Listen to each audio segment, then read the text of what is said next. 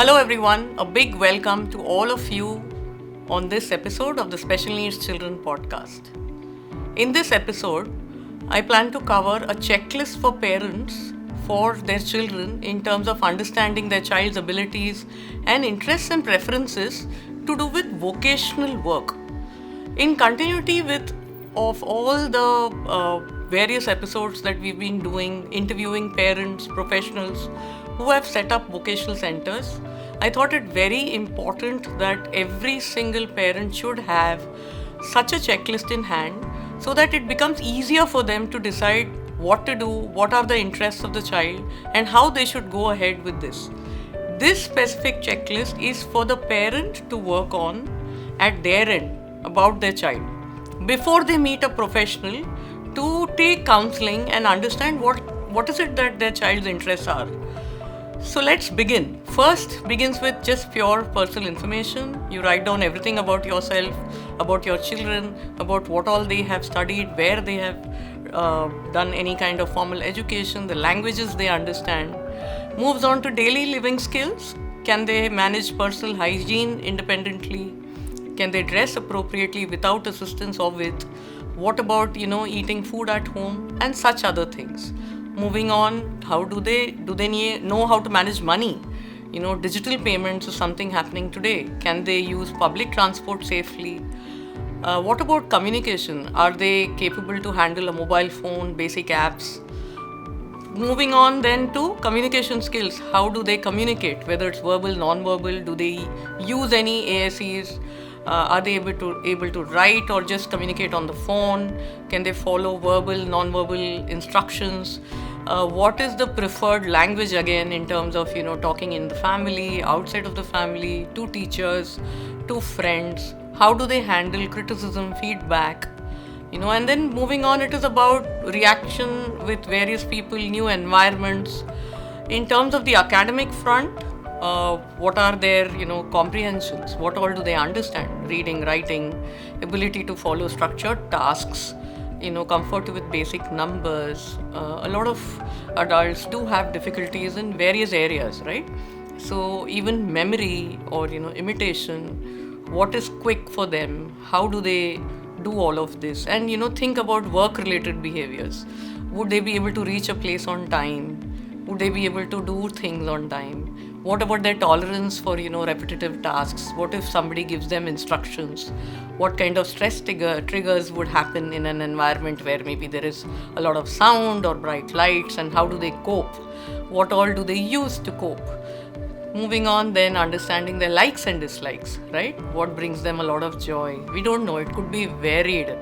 Moving on to activities that could frustrate them. What do they do in their free time? How do they manage and keep themselves occupied? In terms of motor and physical skills also, having been with occupational therapists, so things that they do, just basic things in terms of fine gross motor, understanding what kind of staminas they have to handle maybe standing in a place for a long time or sitting tolerance for a long time. Similarly, independence, safety, can they travel, can they recognize danger, can they cross the road easily, would they get lost on their way home if they're traveling alone? What is the kind of family support that is there? What kind of supervision is needed? Which kind of activities can they do independently or with reminders, with full support perhaps? Right? For me, our son needs full support, even if it is lifting the stamp and doing bookmarks in terms of stamping activity. Someone has to be there to guide and instruct that pick up and take the paint and then put it on the bookmark. So it can be varied, right? So existing therapies or trainings or support systems that are already in place, this needs to be listed out. And future aspirations that the child or adult has expressed, or the family also wish that they would like their adult to do and achieve in terms of routine and repetitive work or variety. What are they capable of doing? Do they think that they want to earn money? What is the motivation? Is it recognition? It is social interaction. What is all that makes all of this is something that the parent needs to sit down, both everyone who's involved with the child, perhaps with the people who are closest working with them, need to sit down and get this first form filled.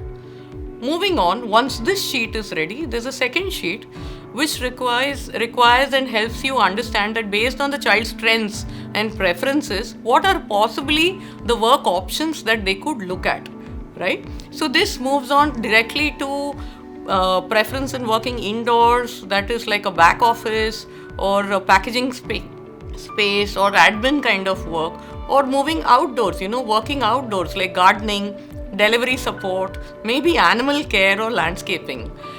This all depends on, whether they like to work in a quiet environment or they would manage in a busy, social, noisy space. That could then vary between cafes to places like, say, retail stores, etc.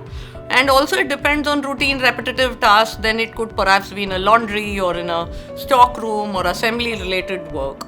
So this is a kind of huge list that has been made where parents can actually go through and see, continuing with various other modes of data entry kind of work or sorting work, or based on how maybe the adult likes to literally be amongst people. So then where is that kind of leading to based on their interests and strengths? Also some people are fantastic in the tech space, some people are fantastic with memory, or some people are very good bakers, and somebody is completely comfortable with right from measuring all the ingredients required to maybe chopping vegetables to maybe doing beautiful artwork. So all of this can also add up in terms of defining and determining where they are comfortable. In terms of helping others, maybe some of them could be good at being part of NGOs or part of some healthcare support kind of places, and they can also be part of gardening activities where pooled gardening happens. I know one of our trustees' child, Bharat, who is fantastic at gardening, and basic work skills also which have been taught over a period of time. If the person can pick up work skills, as in Action for Autism, it's taught so beautifully that how you can finish an entire workflow system if it is taught well. Then a person can be completely equipped to do even IT related work or some craft related work, or even perhaps doing cataloging on the phone or on digital media support. They can also manage money transactions, perhaps sitting at a cash counter, and do various kind of things. So this is exactly what we have built in terms of a beautiful checklist that parents can resort to.